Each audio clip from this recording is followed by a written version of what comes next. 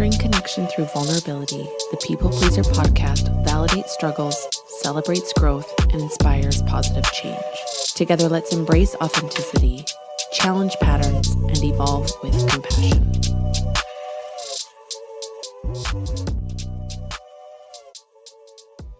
Hello, everybody.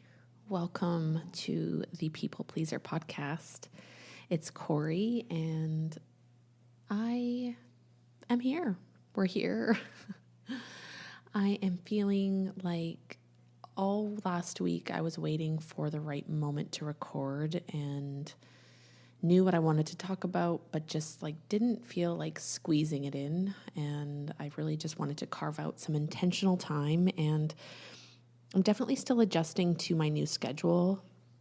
And even though I'm now kind of making my own schedule and I'm working from home and I'm working for my husband and I don't have to be somewhere, that's almost harder for me to create structure. It's not being built for me. I have to carve it out on my own, and I'm still not perfect at prioritizing myself and my own needs. And I'm wrestling a little bit with the looming expectation that isn't real, that may be coming from my husband or coming from myself around what I should be accomplishing in this new role working for his company. And I really just wanted to carve out a lot of space to dig into that role.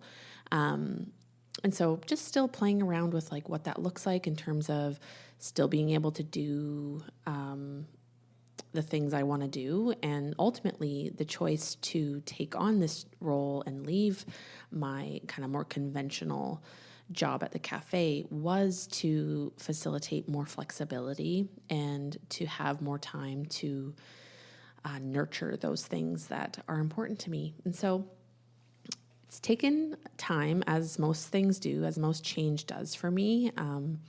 I go at it in different phases and find my flow eventually. So we're getting there. I'm feeling really lucky. We have opened our solarium, our kind of sunroom, for the year, and I'm sitting looking at our garden, and it's warm out and the door is open, and I'm just feeling like this is a really inspiring space to create in. I've got a puzzle all laid out on one of the tables. I have a chair, cozy chair that I've been doing some of my school readings in. I've got 7 gorgeous tomato plants popping off, and yeah, I get to look out at the yard. We've been putting a lot of time and energy into the yard and planting and weeding and tackling the lawn, and I'm just taking this moment to really feel grateful for this space and this time. So thank you for being here.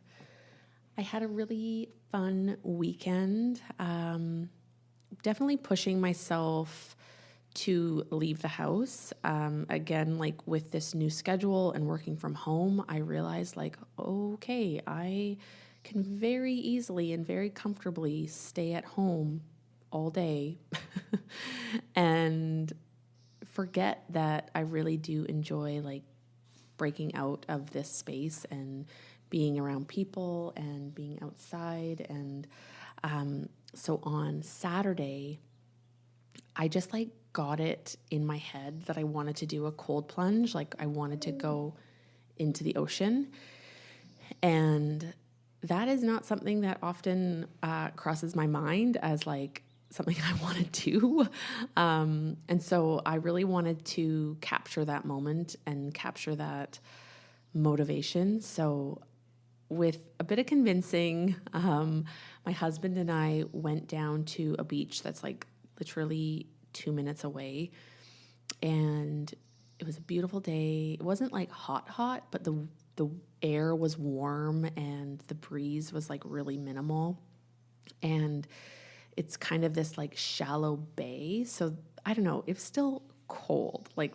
I'm not going to sugarcoat it, but we got in the water and we actually like plunged a few different times and could just like stand on the beach in our bathing suits and not feel like, just like could just be present and could just be like enjoying it and not so focused on just being freezing cold. So that just felt like something a little out of the ordinary, and it just felt so good to just be like, okay, like gotten out of my house, into my body, out of my comfort zone, and got to do something that ultimately only had a positive benefit. And then yesterday, I went to my first Major League Baseball game.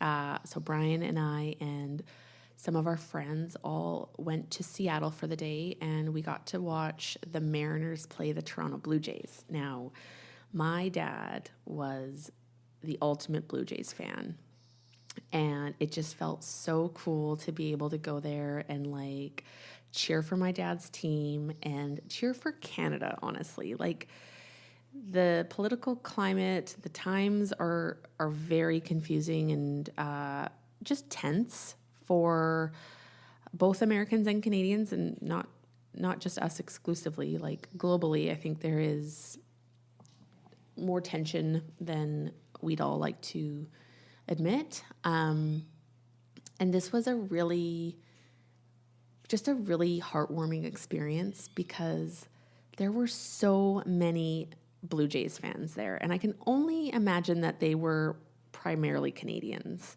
And I know that a lot of Canadians are choosing not to come to the States right now, and I understand. But as a Canadian living in America, I have to admit, like, that was a really heartwarming experience to feel so close to Canadians and for all of us to kind of be coming together. And I mean, I'm no sports fan, like, don't get me wrong. I'm not like sports are going to like heal the planet, but I do think that things like an organized sporting event is a really cool way to come together because, like we're all just there to cheer our team on. And there was like just a huge welcomed feeling. Like I heard from a friend that I don't know if it was like the Mariners or the stadium or however it works, but they were offering like discounts to the Canadian attendees to come and like just trying to make the game more accessible and trying to just still promote like this team sport and showing up for the teams. And I know that this is like maybe a divisive topic, or like a lot of people are choosing not to come to the States and feel very strongly about that. I mean, I have had some of my very best friends tell me that they won't be coming to the United States for the next 4 years. Same with family members have said the same thing. So I can understand that not everybody is going to feel impassioned about coming to a Blue Jays game in Seattle. But I had a really great time, and I'm really glad that we got to go and the Blue Jays won. So, I mean, come on, like it doesn't get any better than that.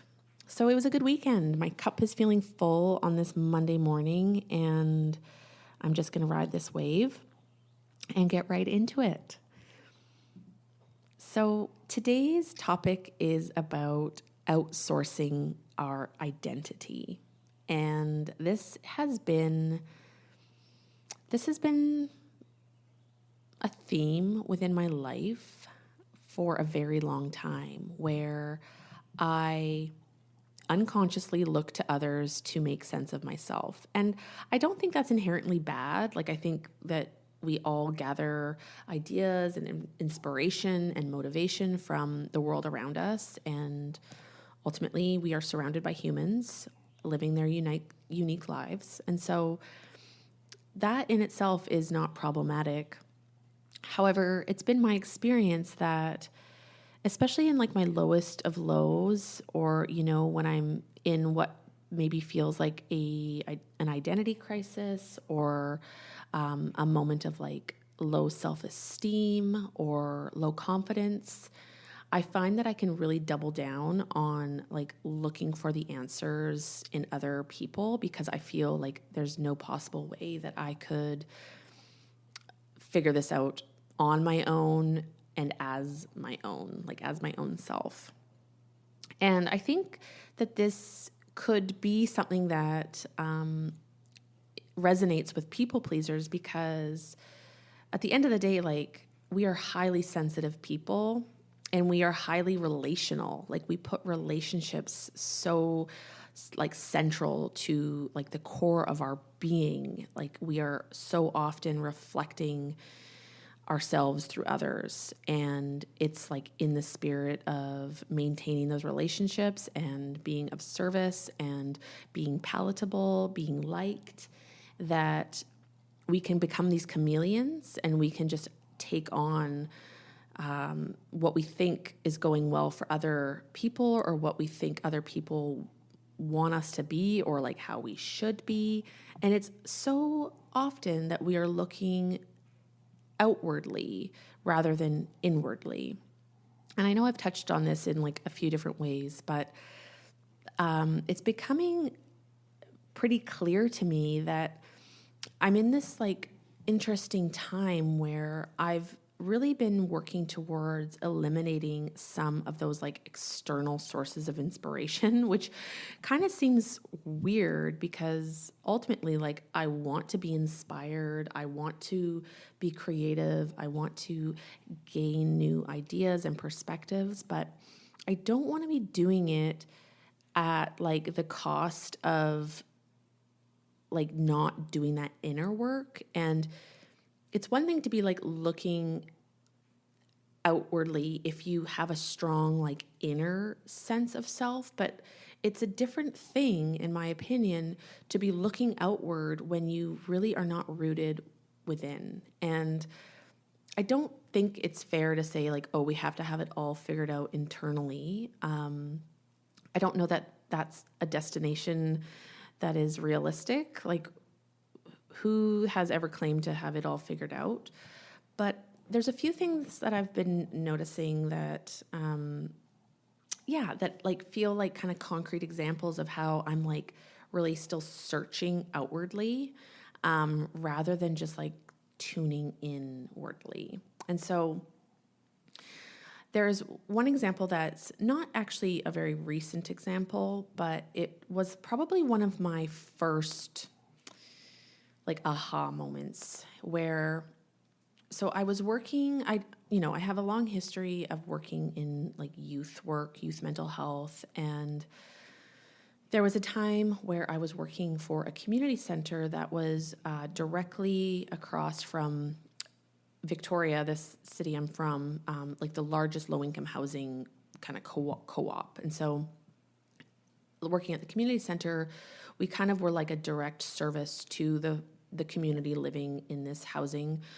co-op. And a large percentage, or like a large population of the residents, were Indigenous families. And so a lot of the youth I was working with were Indigenous, and the community center really was working hard to like honor and celebrate Indigenous identity, Indigenous culture, creating space for,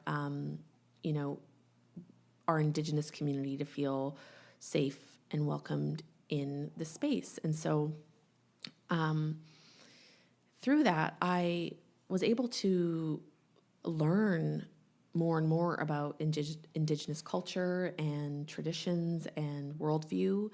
And I got to sit with these kids that I just felt like so lucky to get to do the work I was doing. And with that, I felt like a kinship and my interest was really piqued by Indigenous culture and some of their traditions and some of their regalia, the beadwork.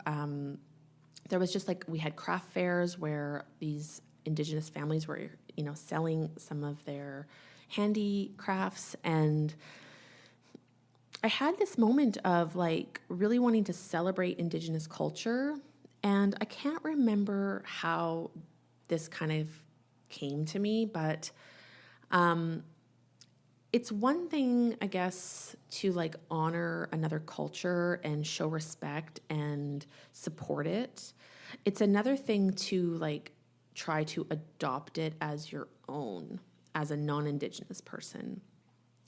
And I think that I just was feeling so inspired by this representation of their culture that I almost felt like I wish it was mine.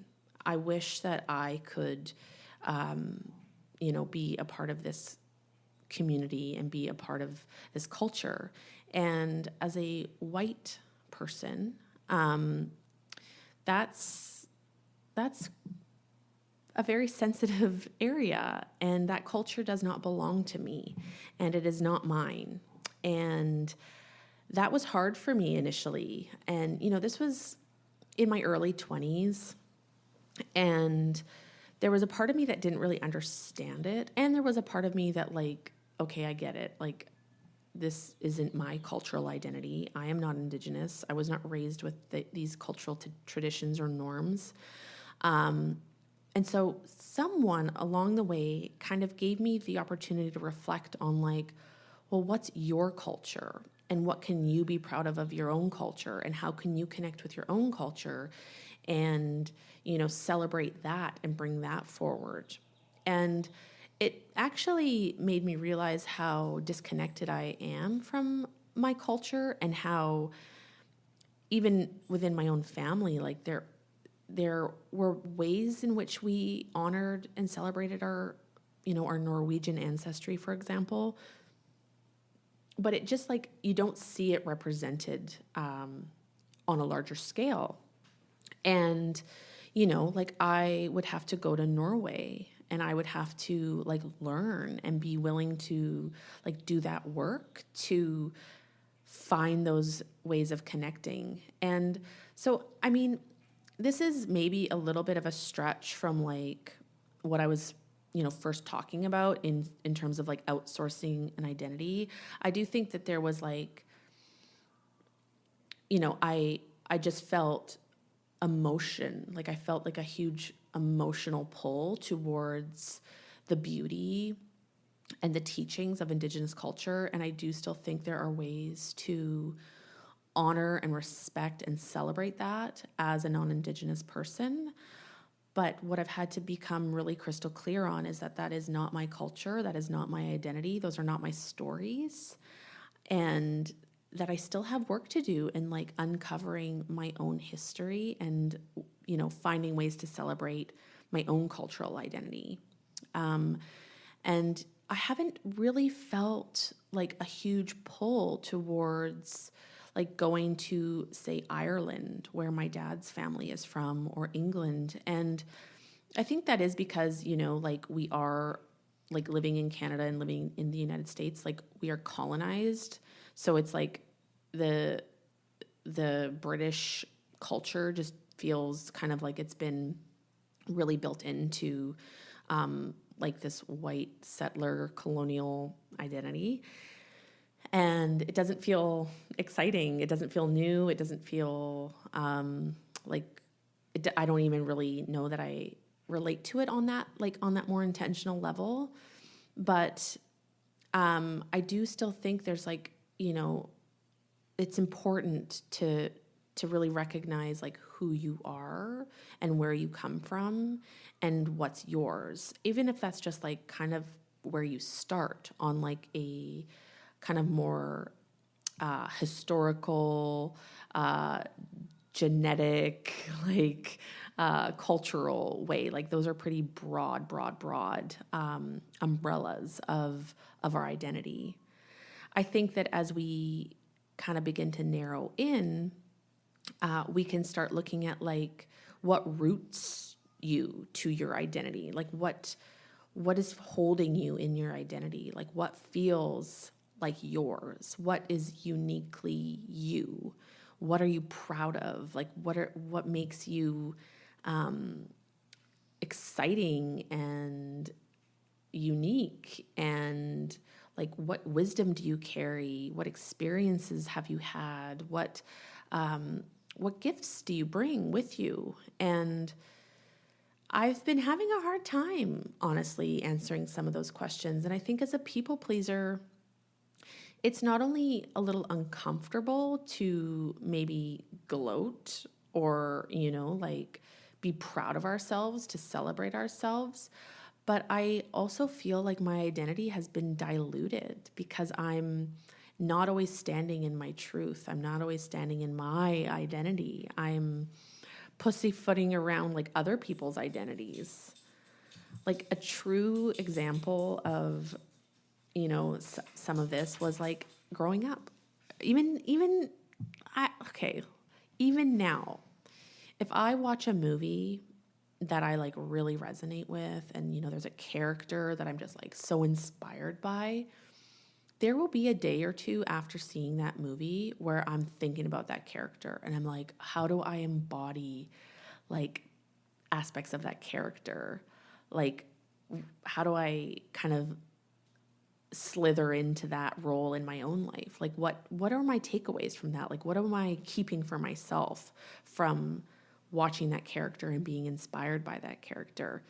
And again, like, inspiration is not bad, but like, I am never going to be that character. Like, why don't I just focus on being my own main character? And that can feel really confusing when, you're not rooted in like who you are. This, I think, then turns into like, who am I and what do I stand for? And what do I stand for turns into like, what are my opinions? And I've been having a very difficult time vocalizing like any opinion, like just having a stance, having like a strong stance. And I've been playing around with the idea of using like Blue Sky social media as like a place to just like state an opinion, as arbitrary or like silly or menial as it may be, just being like, I have this opinion and I'm standing in it. And it could just be like, strawberry ice cream is the best flavor of ice cream.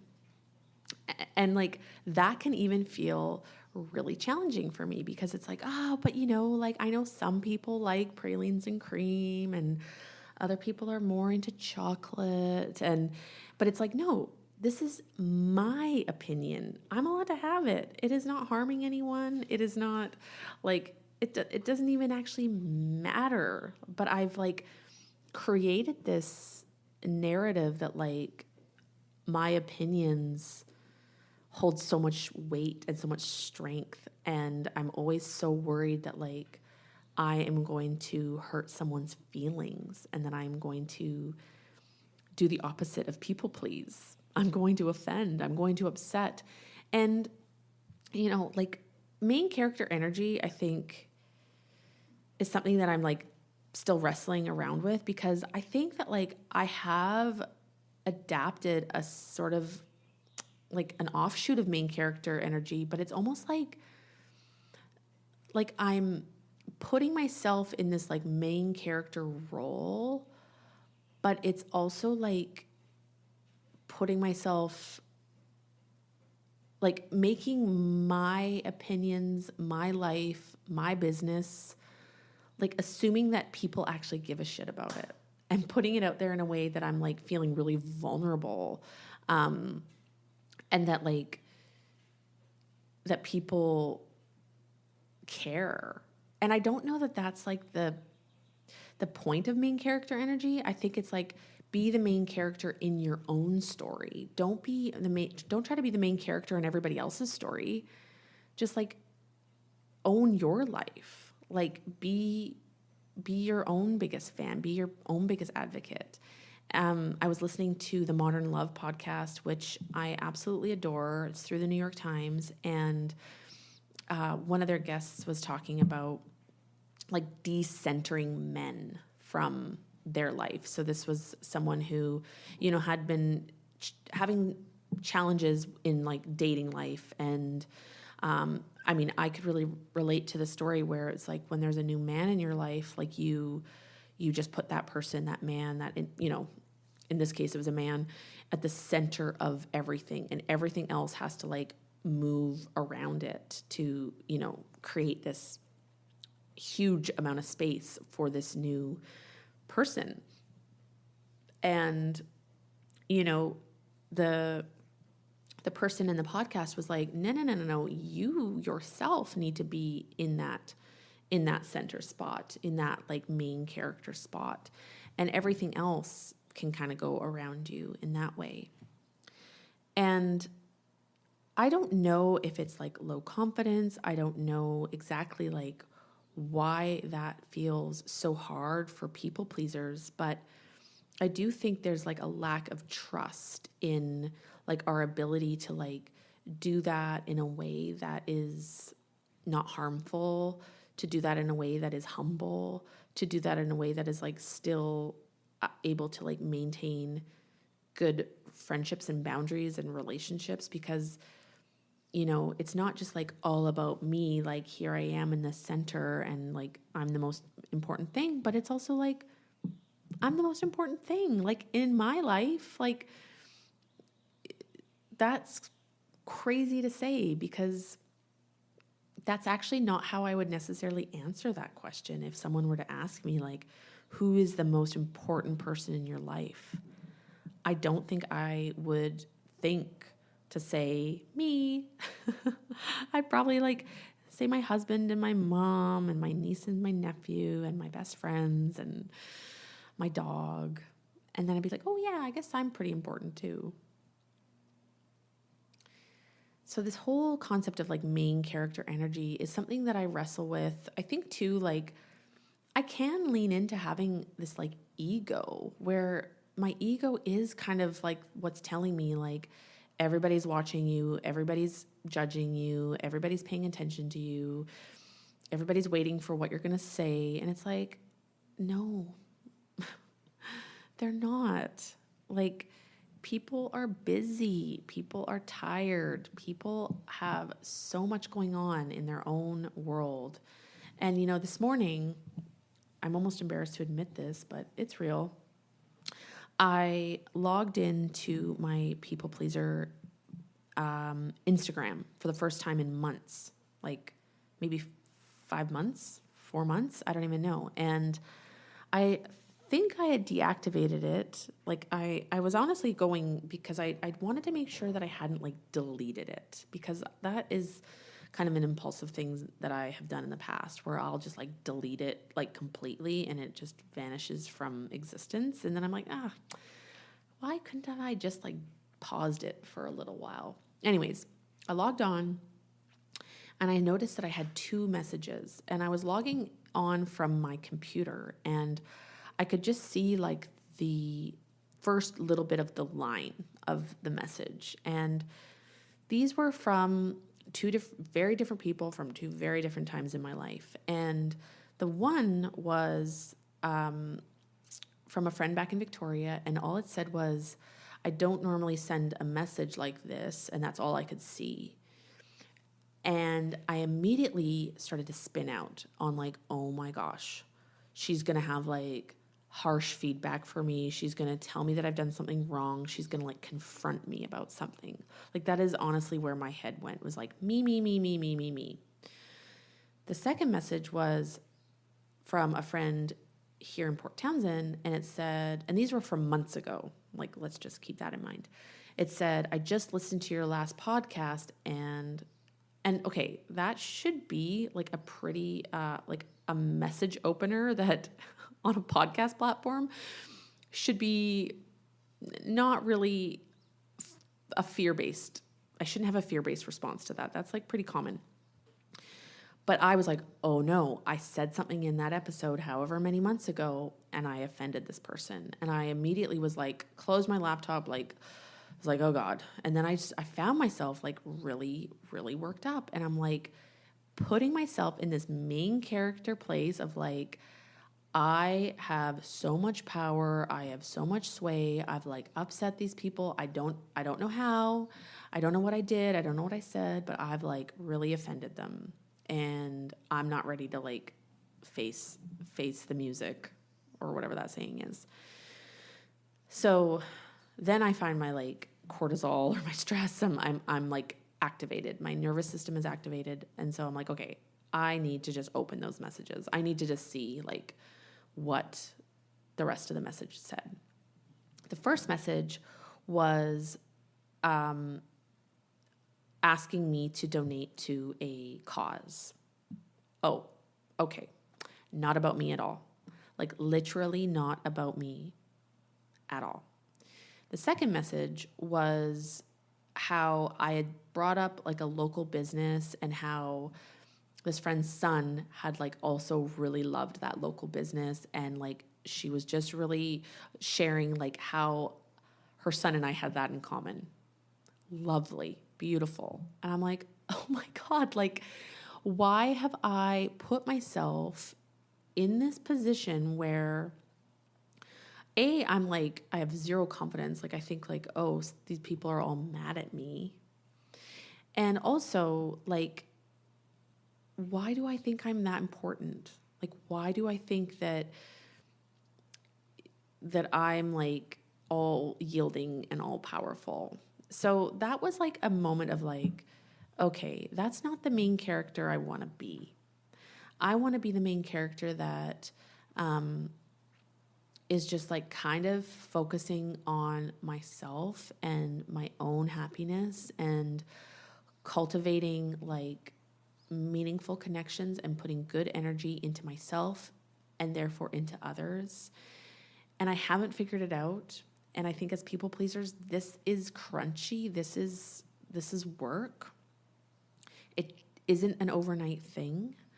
But it can start. And so I will end on one last little nugget that I got from also the Modern Love podcast, but a different episode. And this one was, they were talking to Miranda July, who wrote the novel All Fours. And I won't get into that, but that was a really powerful read. And basically, Miranda July was talking about the fact that this novel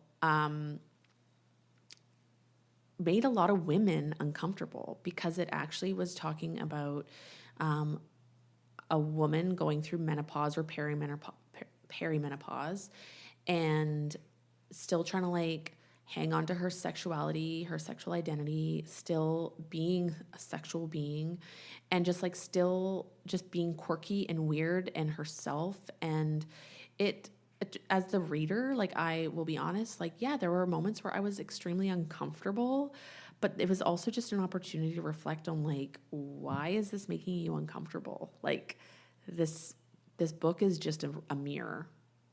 But the point I want to make is that this author, Miranda July, she said that in her own life, she has really committed to having these like mini rebellious moments where she's like reclaiming her power and like living in her truth. And the example that she used that, you know, is so small but actually so profound was like, you know, you're sitting in a Zoom meeting, you know, it's been dragging on and you're thirsty.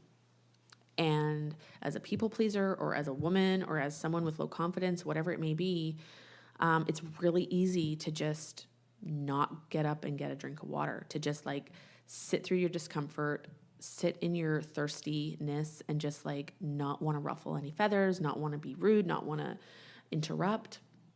And her message, like her little rebellion is go get that glass of water, babe. Go get a drink. Take care of your needs. In that moment, take care of your needs, because that shouldn't be uncomfortable. It shouldn't be difficult, and yet it is. And we all need to kind of take that collective stance of like getting a drink of water when we're thirsty.